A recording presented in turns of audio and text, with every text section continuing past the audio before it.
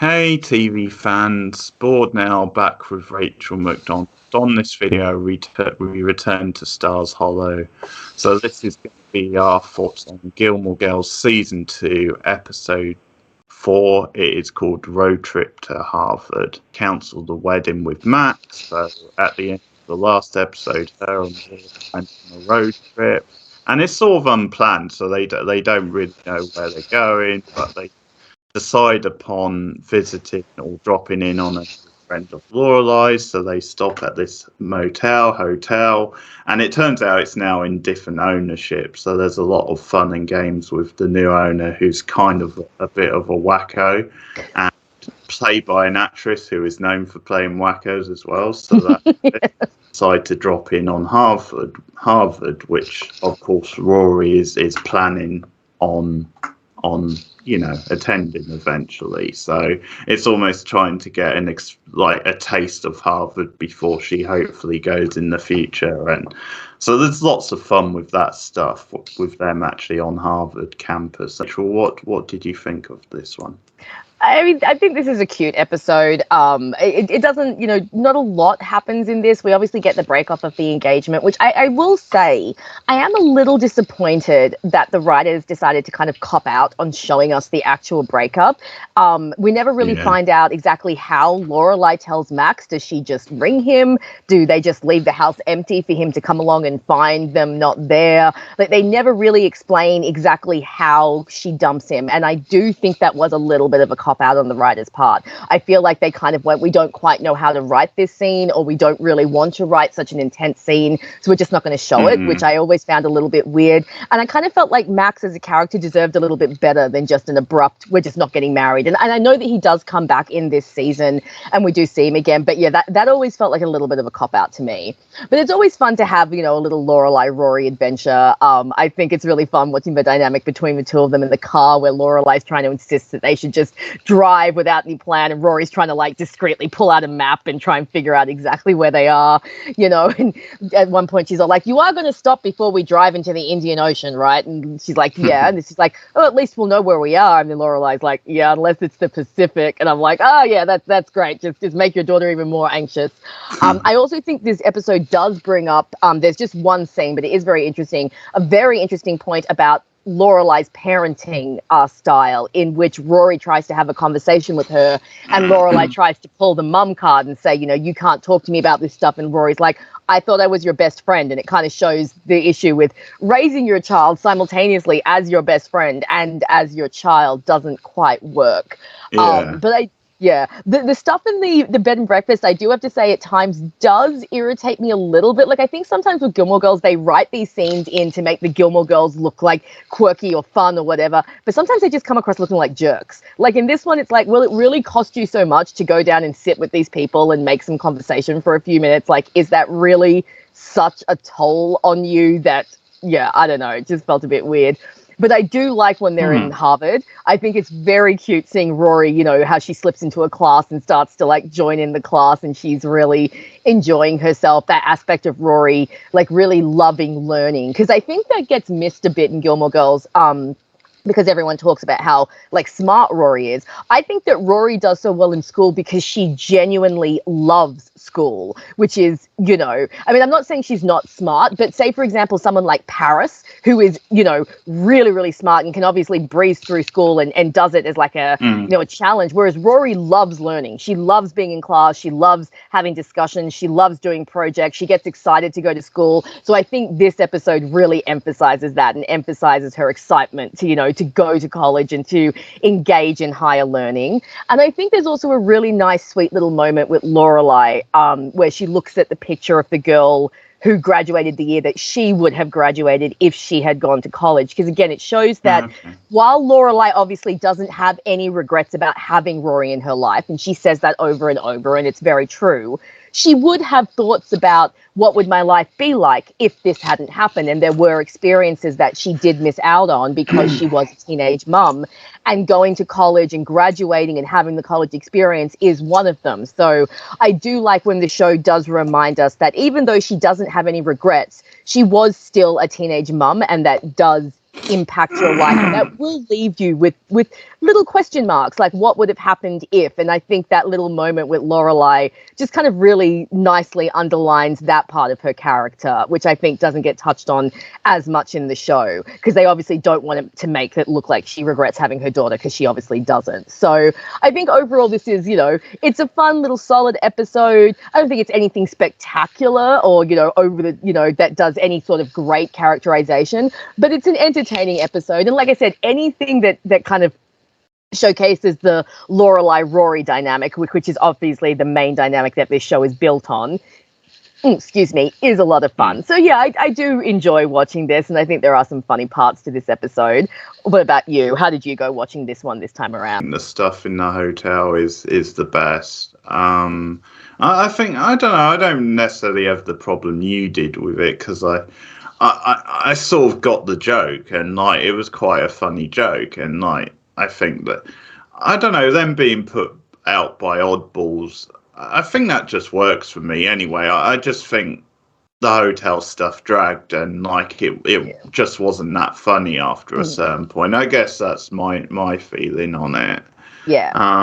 I mean, the Max comment you made is interesting. Like, I think I read it as, I don't think she told them or didn't tell them, and she just left. Like, that's the way I read it, because I think that is quite consistent with her character sometimes. Unfortunately, she doesn't want to face up to things, and just kind of bails sometimes rather than confronting it. So that's kind of my reading on it. But yeah, no, it's a good, fun, solid episode, because like obviously these characters, they're the heartbeat of the show, and they've got great chemistry, and them going on this road trip is a lot of fun. There's some great pop culture references. Of course, there's a David Lynch reference. I was going to ask you about that one. In the hotel room, which is great. And like, there's lots of good references. There's like a Midnight Express reference at some point. I think that's with Lane, isn't it? Near the end or something. Yes, when she's come back from Korea. Smuggling the CDs out. So that's really good. And yeah, no, it's a fun episode. I really enjoyed the stuff in the car with them debating the music and the different genres, and I do like. I've got to say, I can't really name one Hootie and the Blowfish song, but I did like the radio guy coming on with like a marathon of Hootie and they just scream basically. They're just like, yeah. But it's just a band I remember being around in the 90s or something, but I can't name one song. No, me either. And the Harvard stuff was really good. I think that was a good idea for them to do this, and just it's very Gilmore Girls to have like them sort of like roping their way into this and kind of having the Harvard experience, and because it does appeal. Like it's the sort of thing like I wouldn't mind doing. Quite fun to like almost go undercover and pretend that you're an actual student. And obviously Lorelai, she always has this thing because she is very like youthful and beautiful looking. Where nowadays, especially because you get more mature students anyway. Yeah, you do. So you do have people her age going back into education. So. But yeah, there's always been this joke with her from the pilot episode, because like the opening scene in that, the guy tries to hit on her and stuff. So it's funny when you've got the guy hitting on her. All that stuff in Harvard I enjoyed. I enjoyed them standing outside the gates, and this is a moment sort of thing. And behold your future moment. Yeah, very nice.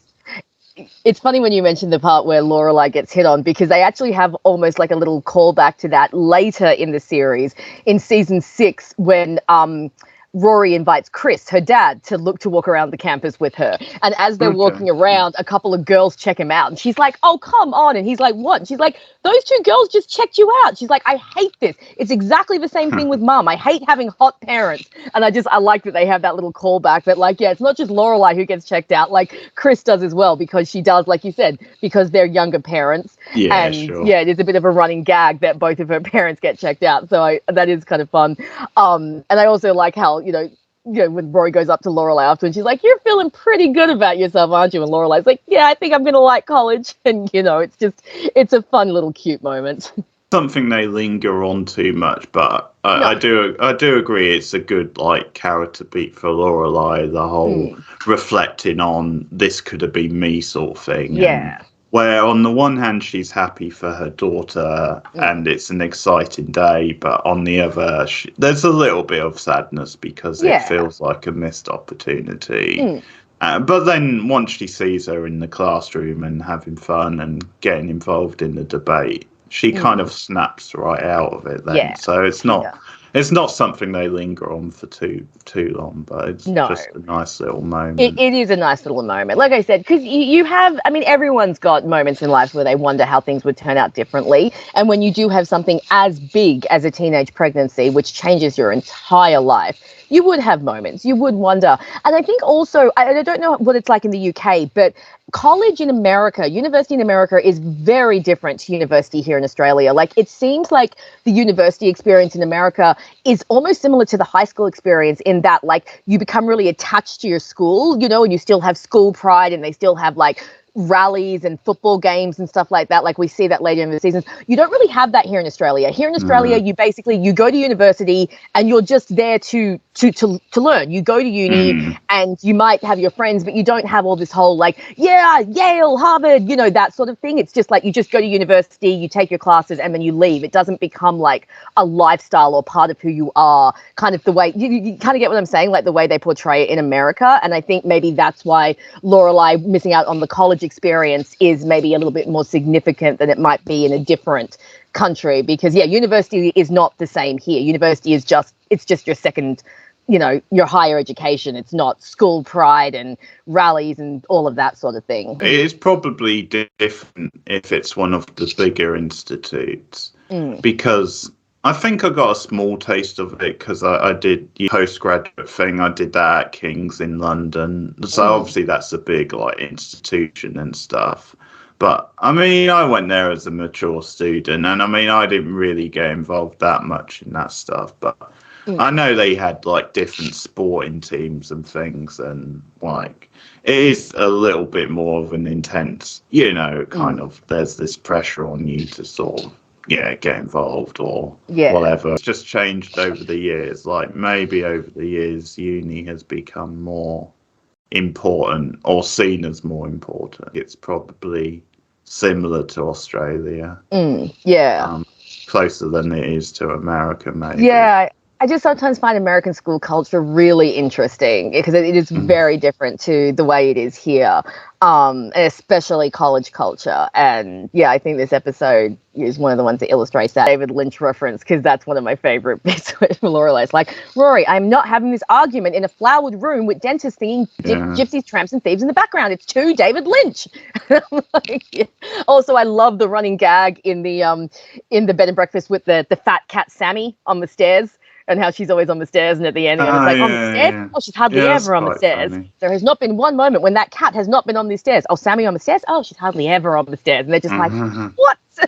That is a massively fat cat. But so as we mentioned, that lady tends to play very annoying characters. We last discussed her in Buffy, season 3. Good old Pat with her empanadas and her annoyingness. Like I said, off camera, this whole time, you just want someone to shove a mask onto her face again in this episode.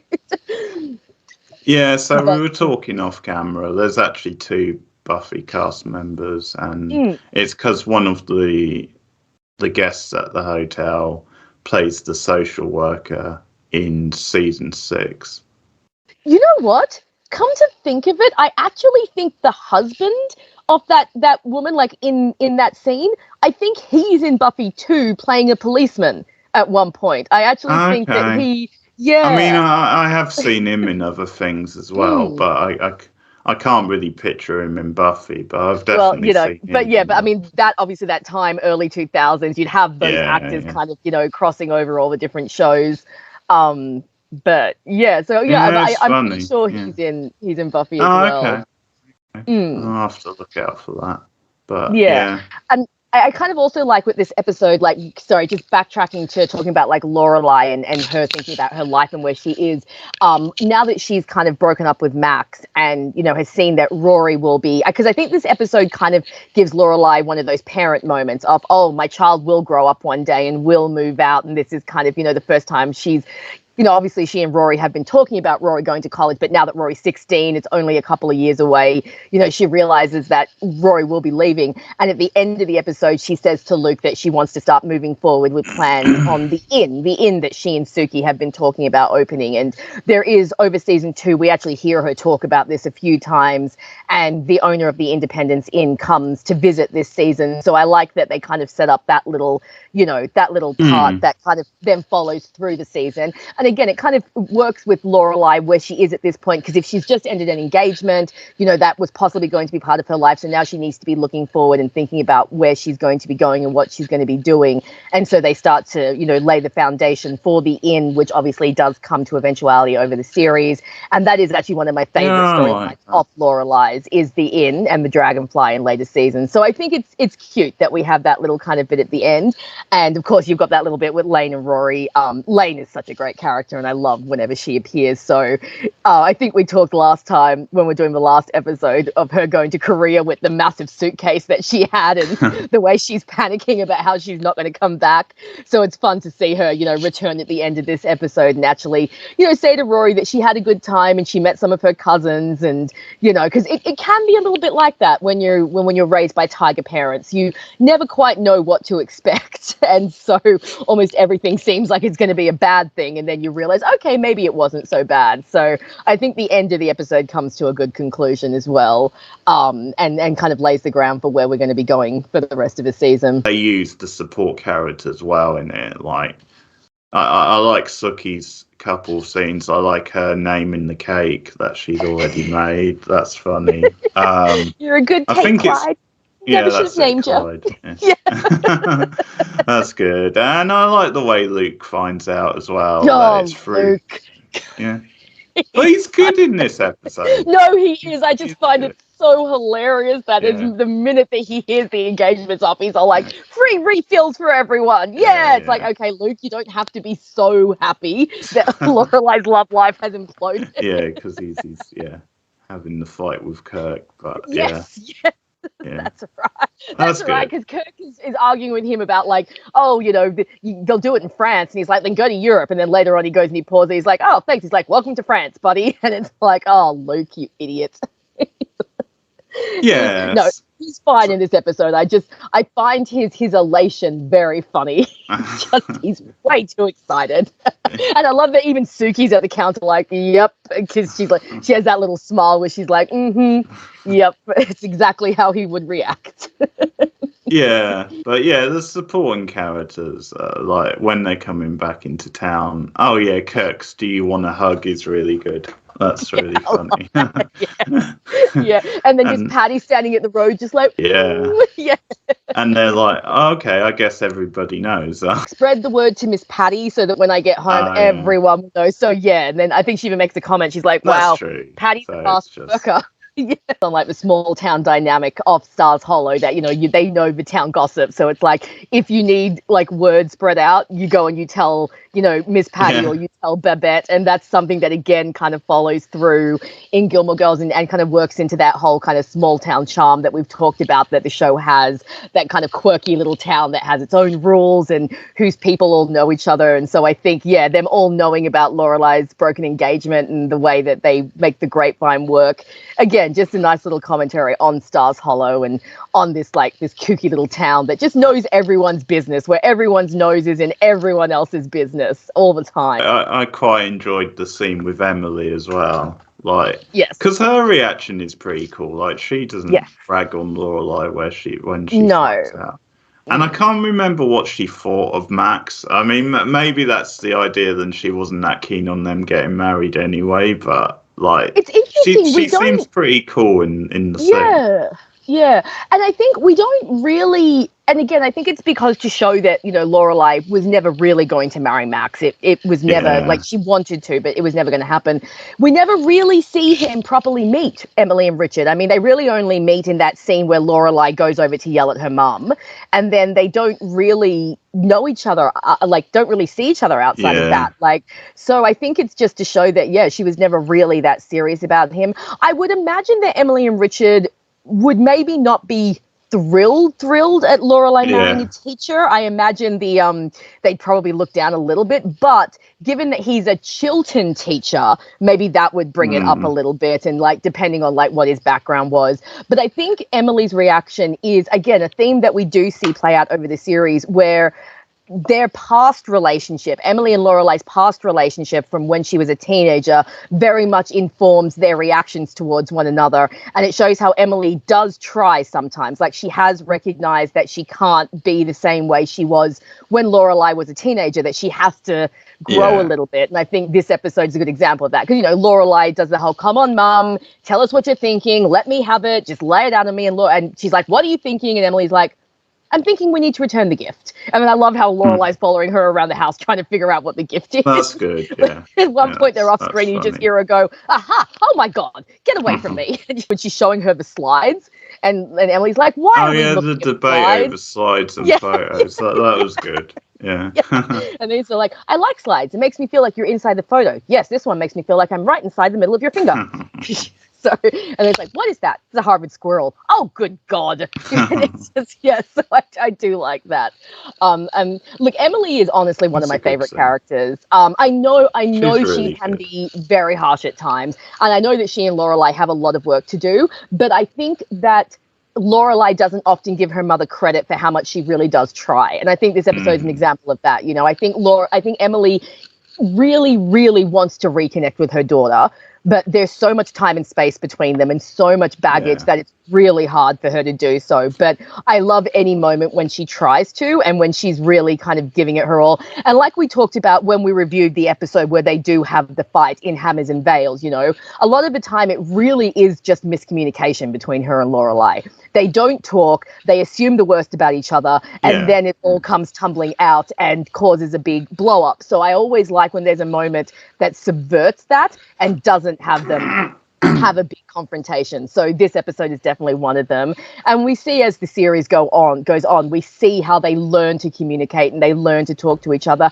And I think even this season has several moments where Lorelai is reaching out to her mum and is trying to be there for her. And I think some of my favorite moments really are between Lorelai and her mother, and the way they're trying to reconnect and how hard it can be for both of them. So I do like that they have a little moment in this as well. And I also like the way that their relationship is often contrasted with Lorelai and Rory's relationship, and seeing the difference in the two, child rearing practices and how it worked out for each of the mothers. Because, and I've said this before, as much as she doesn't want to admit it, Lorelai is so much like her mother.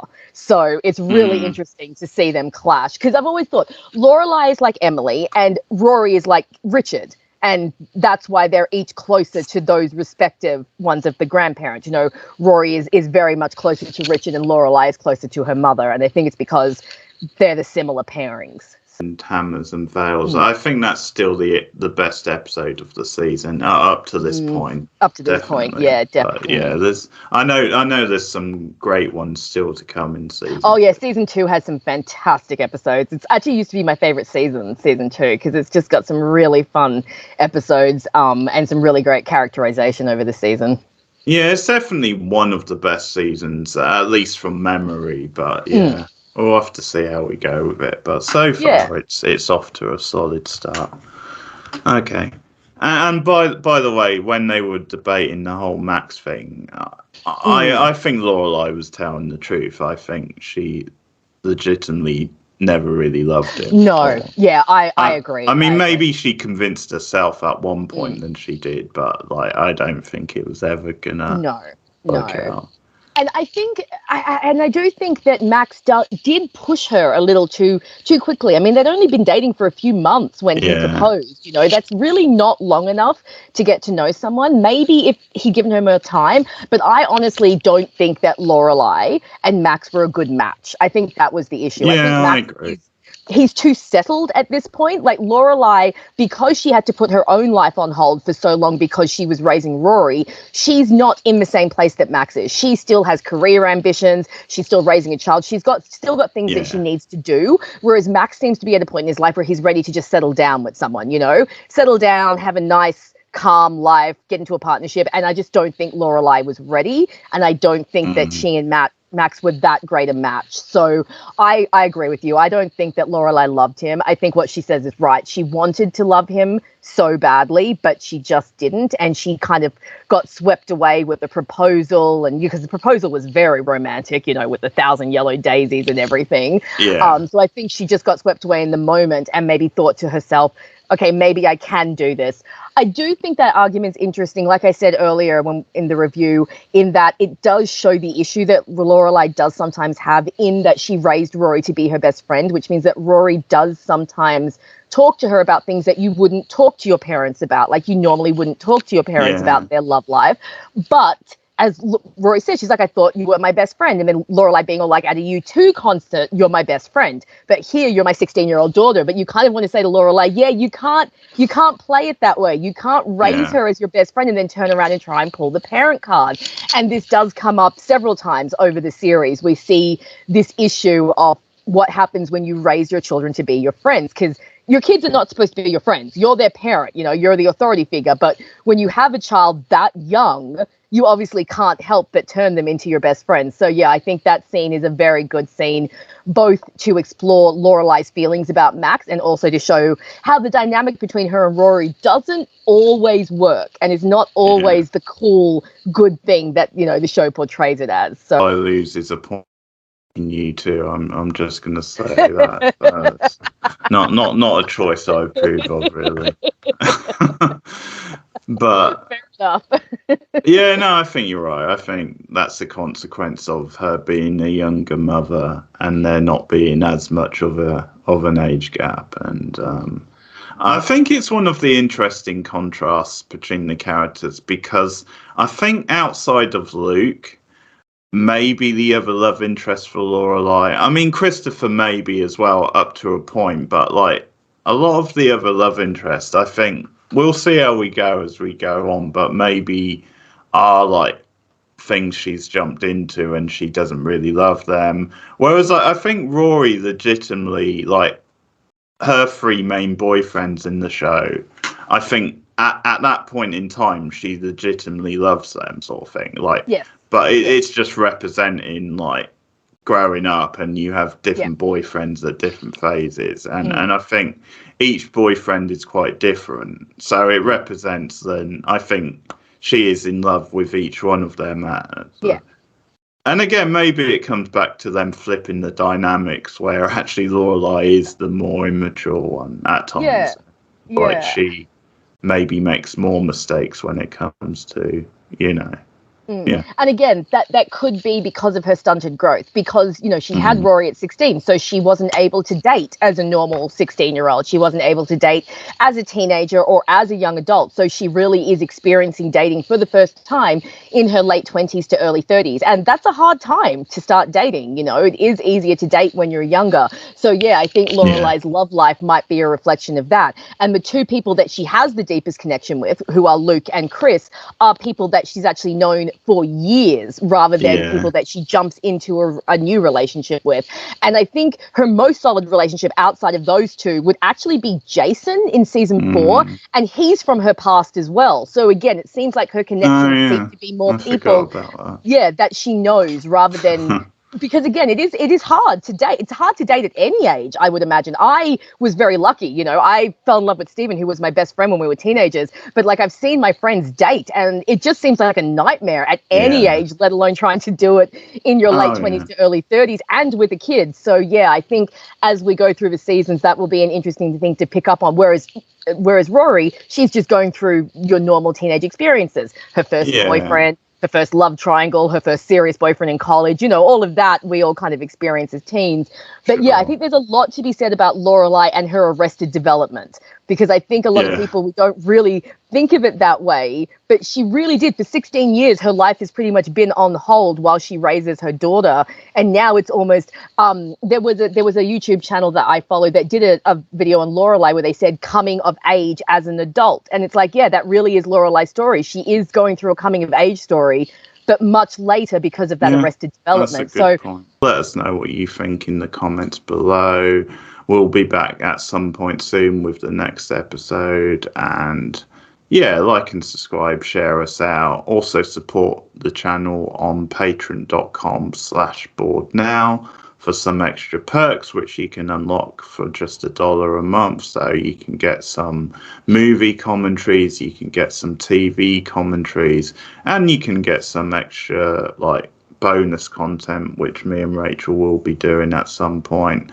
And also for certain things you'll get a day early access sort of thing to it before it goes live. So just $1 a month to unlock that stuff. But Rachel, if you want to promote your channel. Guys, you can follow me, Rachel McDonald, video essays on TV shows and movies, usually from the early 2000s. I don't have any Gilmore Girls content yet, but there definitely will be in the future. So my Tumblr and my Twitter are also linked on my YouTube, and Keith usually puts a link in the description so you can find me. So come and follow me everywhere. Okay, thanks guys. Keep watching TV and Gilmore Girls, and we'll be back soon. See you later.